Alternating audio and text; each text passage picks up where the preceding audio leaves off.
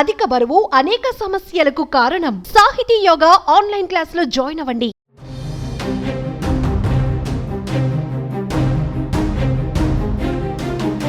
భారత సైనిక రహస్యాలను పాకిస్తాన్కు చేరివేసిందన్న ఆరోపణలతో ప్రముఖ ట్రావెలర్ యూట్యూబర్ జ్యోతి మల్హోత్రాను అధికారులు తాజాగా అరెస్టు చేసిన విషయం తెలిసిందే. హర్యానాలోని హీసార్లో ఆమెను అదుపులోకి తీసుకున్న అధికారులు 5 రోజుల పాటు పోలీస్ కస్టడీకి తరలించారు.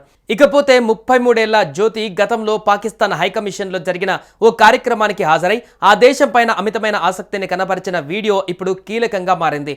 ఆ వీడియోలోని సాక్ష్యాధారాలే ఈ కేసులో ఆమె మెడకు చుట్టుకున్నాయి.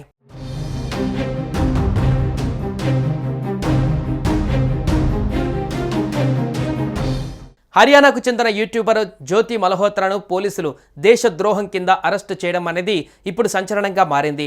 జ్యోతి మల్హోత్రాతో పాటు మరో 6గురిని పోలీసులు అదుపులోకి తీసుకున్నట్లుగా తెలుస్తోంది. వీరంతా పాక్ నిఘా సంస్థ ISIకి చెందిన వారితో తరచూ సంప్రదింపులు జరుపుతున్నారని పోలీసులు తెలిపారు. అయితే జ్యోతి మల్హోత్రా మన దేశానికి చెందిన సున్నితమైన విషయాలని పాక్కు చేరవేసిందని అధికారులు నిర్ధారించారు. ఢిల్లీకి చెందిన పాక్ రాయబార కార్యాలయంతో కూడా ఆమెకు సన్నిహిత సంబంధాలు ఉన్నట్లుగా పోలీసులు బయటపెట్టారు. దీంతో ఆమెకు పాకిస్తాన్ ISI నుంచి భారీగానే డబ్బులు ముట్టినట్లుగా కూడా పోలీసులు అనుమానిస్తున్నారు.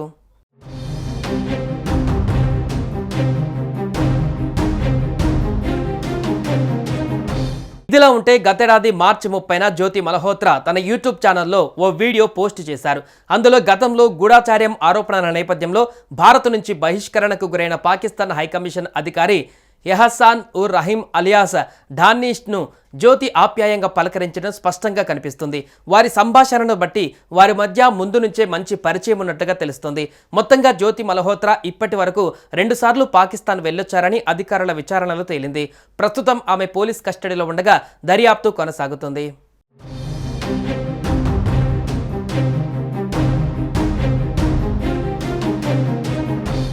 సుమన్ టీవీలో మీ పర్సనల్ అండ్ బిజినెస్ ప్రమోషన్స్ కోసం కింది నెంబర్కి కాంటాక్ట్ చేయండి.